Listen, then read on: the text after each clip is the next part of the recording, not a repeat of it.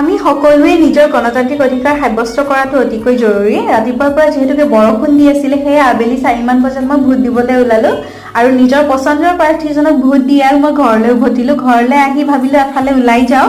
আচলতে বহুত দিনৰ পৰা ভাবি আছিলো গণেশগুৰিত নতুনকৈ স্থাপন কৰা হনুমান মন্দিৰটোলৈ যাম বুলি। আহোঁতে যাওঁতে প্ৰায়ে দেখি থাকো, খুবেই ধুনীয়া মন্দিৰটো বাহিৰৰ পৰা। আৰু আজি যিহেতুকে মঙলবাৰ, সেয়ে ভাবিলো এপাক গৈ আহোঁ। আহিয়ে ইয়াতে প্ৰথমে চাকি ধূপ আৰু মিঠাই লৈ ল'লোঁ। তাৰপিছত ভৰি হাতখিনি ধুই মন্দিৰৰ ভিতৰলৈ সোমালোঁ। ইয়াতে যথেষ্টখিনি মানুহ আছিলে আজি, যিহেতুকে মঙলবাৰ পূজা হৈ আছিলে।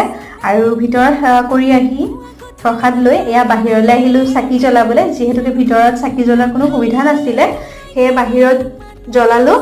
আৰু চাকি ধূপ জ্বলাই আমি এয়া ওলাই আহিলোঁ দুয়োটা পাৰ্কিঙলৈ বুলি।